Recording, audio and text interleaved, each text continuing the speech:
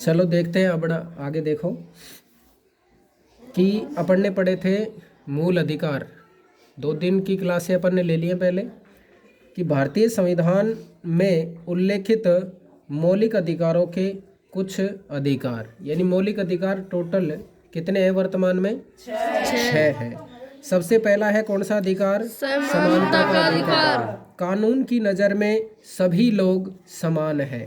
अपन ने पढ़ा था भारतीय संविधान के अनुच्छेद 14 के अनुसार कि कानून के सामने सभी क्या है? समान है। इसका मतलब है कि सभी लोगों को देश का कानून बराबर सुरक्षा प्रदान करेगा। इस अधिकार में यह भी कहा गया है कि धर्म, जाति, लिंग के आधार पर किसी भी नागरिक के साथ भेदभाव नहीं किया जा सकता। अनुच्छेद कौन सा है? 15। उसके बाद में खेल के मैदान में, होटल, दुकान इत्यादि सार्वजनिक स्थानों पर सभी को बराबर पहुंच का अधिकार होगा। उसके बाद में अवसरों में समानता, यानी रोजगार के मामले में राज्य किसी के साथ भेदभाव नहीं कर सकता। अनुच्छेद कितना? 16। लेकिन इसके कुछ अपवाद हैं जिनके बारे में इसी किताब में हम आगे पढ़ेंगे। छुआछूत की प्रथा का भी उन्मूलन क्या कर दिया है? उन्मूलन कर दिया गया है। छुआछूत अनुच्छेद कितने में पढ़ा था? 17 में। और एक और अनुच्छेद पढ़ा था अपन ने 18, जिसमें क्या था? उपाधियों का अंत। उसके बाद में स्वतंत्रता का अधिकार। स्वतंत्रता का अधिकार अनुच्छेद 19 से लेकर कहाँ तक है? 22 तक। 19 से 22 तक। इस अधिकार के अंतर्गत अभिव्यक्ति यानी बोलना, बताया था ना आपको, और भाषण की स्वतंत्रता, सभा संगठन बनाने की स्वतंत्रता और देश के किसी भी भाग में आने जाने और रहने तथा कोई भी व्यवसाय, पेशा या कारोबार करने का अधिकार शामिल है। तीसरा अधिकार है अपना शोषण के विरुद्ध अधिकार। शोषण के विरुद्ध अधिकार। शोषण के विरुद्ध अधिकार अनुच्छेद 23 और 24 में। 23 और 24 संविधान में कहा गया है कि मानव व्यापार, जबरिया श्रम और 14 वर्ष से कम उम्र के बच्चों को मजदूरी पर रखना क्या है? अपराध। अपन ने 2 अनुच्छेद पढ़े थे, एक 23 और एक 24। अनुच्छेद 23 में तो लिखा है मानव दुर्व्यापार पर रोक, और अनुच्छेद 24 में लिखा है 14 वर्ष से कम आयु के किसी भी बालक को किसी खदान में या किसी कारखाने में नहीं लगाया जा सकता। उसके बाद में धार्मिक स्वतंत्रता का अनुच्छेद 25 से लेकर 28 तक सभी नागरिकों को पूरी धार्मिक स्वतंत्रता दी गई है। प्रत्येक व्यक्ति को अपनी इच्छा का धर्म अपनाने, उसका प्रचार प्रसार करने का क्या है? अधिकार है। यह अनुच्छेद अपन ने पढ़ा था किसमें? अनुच्छेद 25 में। उसके बाद में 26 में लिखा है धर्म के अनुसार संगठन बनाने की स्वतंत्रता। 27 में चंदा देने के लिए बाध्य नहीं किया जा सकता, और 28 में लिखा है राज्य किसी विशेष धर्म की उन्नति नहीं करेगा। उसके बाद में 5वां अधिकार संस्कृति और शैक्षणिक अधिकार, जो अनुच्छेद 29 और 30 में है। संविधान में कहा गया है कि धार्मिक या भाषाई या सभी अल्पसंख्यक समुदाय अपनी संस्कृति की क्या करेंगे? रक्षा और विकास के लिए अपने अपने शैक्षणिक संस्थान खोल सकते हैं। उसके बाद में 6ठा जो अधिकार है अपना, वो है संवैधानिक उपचार का अधिकार।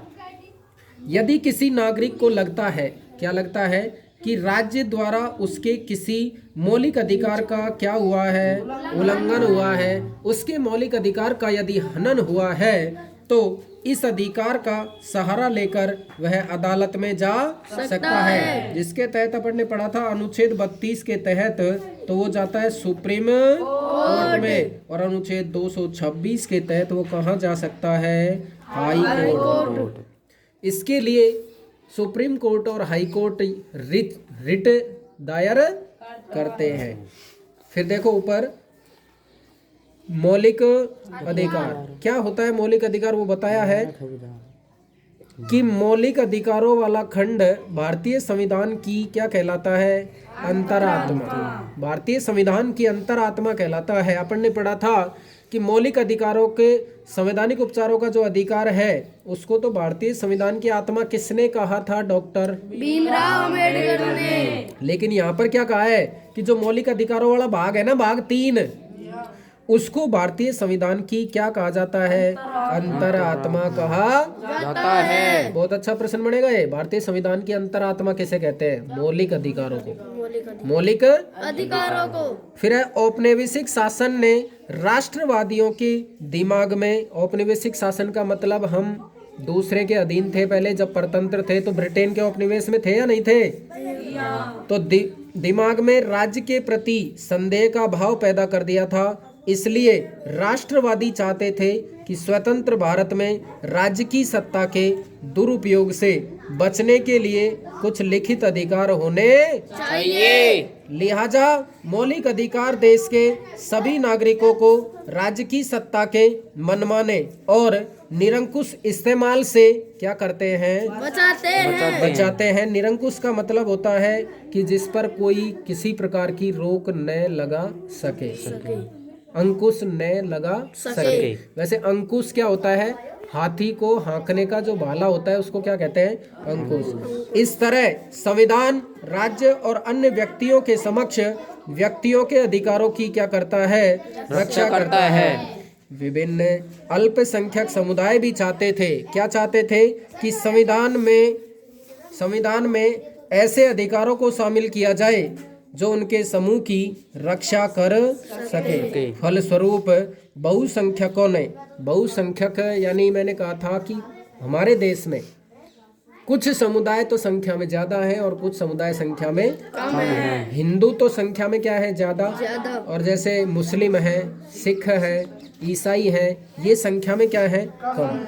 तो बहुसंख्यकों से अल्पसंख्यकों के अधिकारों की रक्षा करने का आश्वासन भी कहाँ पर दिया गया है? संविधान में दिया गया है। इन मौलिक अधिकारों के बारे में डॉक्टर अंबेडकर ने कहा था, क्या कहा था? कि इनका दोहरा उद्देश्य है। इनका दोहरा उद्देश्य है। पहला, हर एक नागरिक ऐसी स्थिति में हो कि वह उन अधिकारों के लिए दावेदारी कर सके। प्रत्येक नागरिक मौलिक अधिकारों के लिए क्या कर सके? दावेदारी कर सके। और दूसरा, ये अधिकार हर उस सत्ता और संस्था के लिए बाध्यकारी हो जिसे कानून बनाने का अधिकार दिया गया है। तो मौलिक अधिकारों के अलावा हमारे संविधान में एक खंड किसका भी है? नीति निर्देशक।